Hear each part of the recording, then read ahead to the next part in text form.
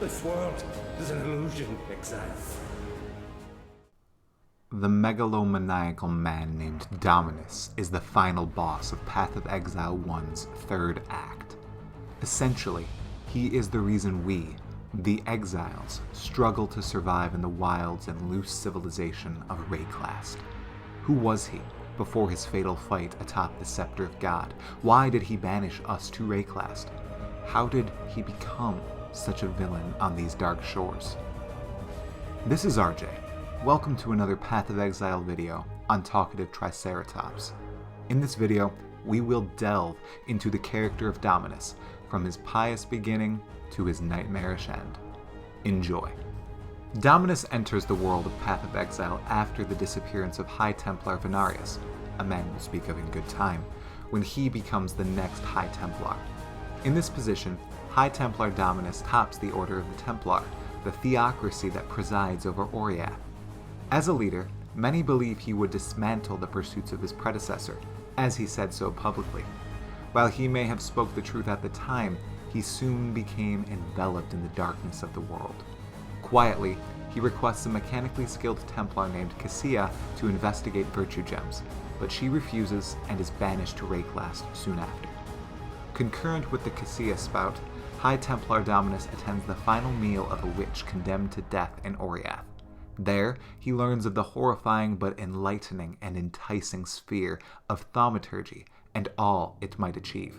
This witch, named Venia, is spared, renamed to Piety, and banished to Wraeclast to kickstart research on this vile subject, forced to do something Cassia would not. And so the research of thaumaturgy begins. Anyone who questions High Templar Dominus or commits a crime is sent to the nightmarish shores of Wraeclast. He is why we, the Exile, wash up on Wraeclast. For on Wraeclast, High Templar Dominus subjects the criminals of his land like us, Hillock, Katerina, and Alira, and those who opposed him or investigated his pursuits to certain doom and experimentation. Some zealots and fools think he wants to resurrect the Eternal Empire and bring light back to Wraeclast. They are wrong. He yearns for power over all else, and he finds this strength in virtue gems, nightmare, and as we know, the beast.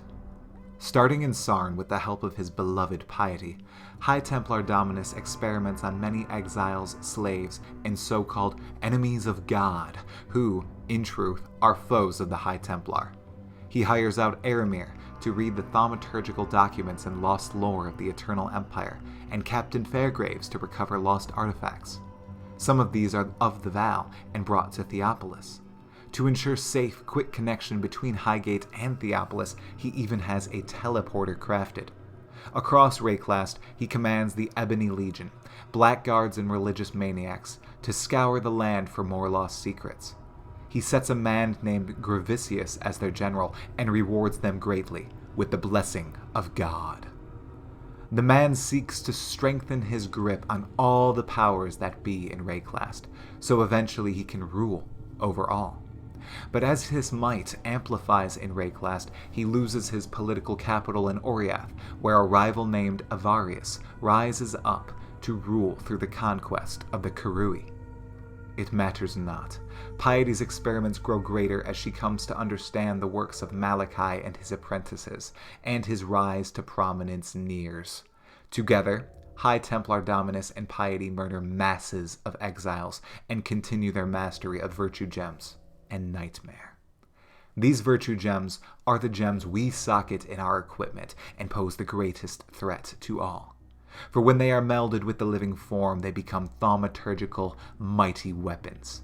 And then mixed with the nightmare, High Templar Dominus would wield and threaten even the greatest of heroes. Exiles of Wraeclast. They grow close to achieving their goal, but then we arrive. First, we slay Piety in the depths of the Lunaris Temple, leaving High Templar Dominus for last.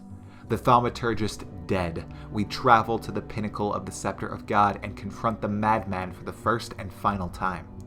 An abomination himself, surrounded by experiments and machines, we kill Dominus the man, and he mutters an infamous line.